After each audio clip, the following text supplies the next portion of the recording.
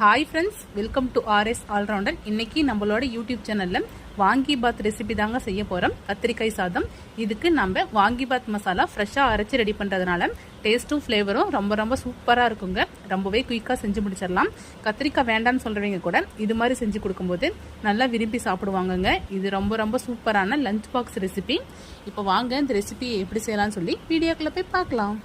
இந்த ரெசிபி பண்ணுறதுக்கு ஃபஸ்ட்டு நம்ம வாங்கிபாத் மசாலா தாங்க ரெடி பண்ணிக்கணும். அதுக்கு தேவையான பொருட்கள்லாம் எடுத்து வச்சுருக்கிறோம். 2 டீஸ்பூன் கடலைப்பருப்பு, 2 டீஸ்பூன் உளுத்தம்பருப்பு, 2 டீஸ்பூன் வர கொத்தமல்லி, 1 டீஸ்பூன் ஜீரகம், 1 டீஸ்பூன் மிளகு, 2 வரமிளகாய் எடுத்திருக்கேன். மிளகாய் உங்களோட காரத்துக்கு ஏற்ப எடுத்துக்கோங்க. 1 துண்டு பட்டை, 2 கிராம்பு, 2 ஏலக்காய் எடுத்திருக்கேன். இப்போ இது எல்லாத்தையுமே பேனில் ஆயில் எதுவும் ஆட் பண்ணாமல் ட்ரை ரோஸ்ட் பண்ணிக்கலாம். நம்ம எடுத்துக்கிட்ட எல்லா பொருளையுமே பேனில் ஆட் பண்ணி ட்ரை ரோஸ்ட் பண்ணிக்கலாம். அடுப்பை நல்லா லோ ஃப்ளேமில் வச்சு ட்ரை ரோஸ்ட் பண்ணிக்கோங்க. அடுப்பை நல்லா லோ ஃப்ளேமில் வச்சுக்கிட்டு ஒரு 2-3 நிமிஷம் நம்ம நல்லா ரோஸ்ட் பண்ணிக்கலாம்.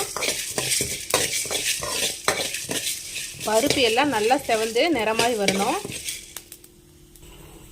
பாருங்க, பருப்பு எல்லாம் கலர் சேஞ்ச் ஆகி வருது. இப்போ இது கூடவே 2 பீஸ் தேங்காயை பொடியாக நறுக்கி இருக்கிறேன், அதையும் ஆட் பண்ணிக்கிறேன். இது கூடவே கொஞ்சமாக புளி ஆட் பண்ணிக்கிறேன். தேங்காயை இது மாதிரி பொடியாக நறுக்கி ஆட் பண்ணிக்கலாம், இல்லைன்னா துருவியும் ஆட் பண்ணிக்கலாம். தேங்காய் ஆட் பண்ணதுக்கப்புறம் ஒரு 3 நிமிஷம் நல்லா ரோஸ்ட் ஆகட்டும். தேங்காய் ஆட் பண்ணிவிட்டு ஒரு 3 நிமிஷம் நம்ம நல்லா வறுத்து எடுத்தாச்சு. இது எல்லாத்தையுமே நல்லா ஆற வச்சு அரைச்சி எடுத்துக்கலாம். அரைக்கும் போதே கொஞ்சமாக பெருங்காயத்தூள் ஆட் பண்ணி அரைச்சிக்கோங்க. நல்லா ஆற வச்சு பவுடரை அரைச்சி எடுத்தாச்சு. தேவையான அளவு கத்திரிக்காயை கட் பண்ணி வச்சுருக்கிறேன். எப்போவுமே கத்திரிக்காய் செய்யும்போது கத்திரிக்காயை கட் பண்ணி இந்த மாதிரி தண்ணியில் ஆட் பண்ணிக்கோங்க. தண்ணியில் ஆட் பண்ணும்போது அந்த தண்ணியில் லைட்டாக உப்பு ஆட் பண்ணி அதில் கத்திரிக்காய் போட்டு வச்சுக்கிட்டிங்கன்னா கொஞ்சம் நேரம் ஆனாலும் கத்திரிக்காய் கலர் சேஞ்ச் ஆகாது. இப்போ வாங்க எப்படி செய்யலாம்னு சொல்லி பார்க்கலாம். ஒரு பேனில் 2 டீஸ்பூன் ஆயில் ஆட் பண்ணியிருக்கிறேன். எண்ணெய் நல்லா சூடாயிடுச்சு. இது கூடவே கொஞ்சமாக கடுகு, கொஞ்சமாக உளுத்தம்பருப்பு, கொஞ்சமாக கடலைப்பருப்பு ஆட் பண்ணிக்கலாம். கடுகு நல்லா பொரியட்டும். கடுகு நல்லா பொரியுது. இப்போ இது கூடவே கட் பண்ணி வச்சுருக்கிற கத்திரிக்காய் ஆட் பண்ணிக்கலாம்.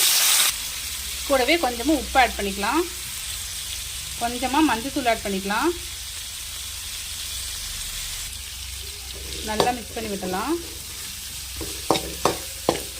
கத்திரிக்காய் ஆயிலே ஒரு 5 நிமிஷம் நல்லா வதங்கட்டும். கத்திரிக்காய் ஆயிலே கொஞ்ச நேரம் வதங்கிடுச்சு. இப்போ இது கூடவே கொஞ்சமாக கருவேப்பிலை ஆட் பண்ணிக்கிறேன். இது கூடவே கொஞ்சமாக வேர்க்கடலை ஆட் பண்ணிக்கிறேன். வேர்க்கடலை ஆப்ஷனல் தான், உங்களுக்கு வேணும்னா ஆட் பண்ணிக்கோங்க, இல்லைன்னா ஸ்கிப் பண்ணிடுங்க.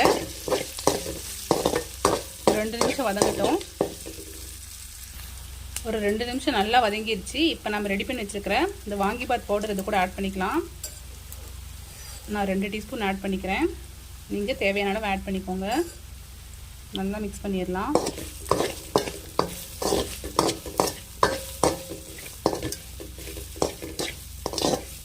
இது கூடவே காய் வேகிறதுக்கு தேவையான அளவு தண்ணி ஆட் பண்ணிக்கலாம்.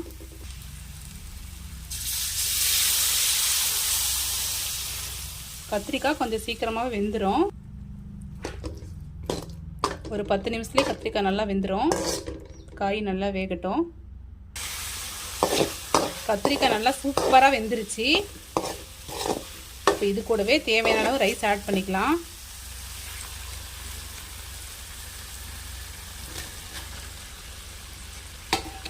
நல்லா மிக்ஸ் பண்ணிடலாம். அடுப்பை நல்லா லோ ஃப்ளேமில் வச்சுக்கிட்டு கலரி விட்டுக்கோங்க.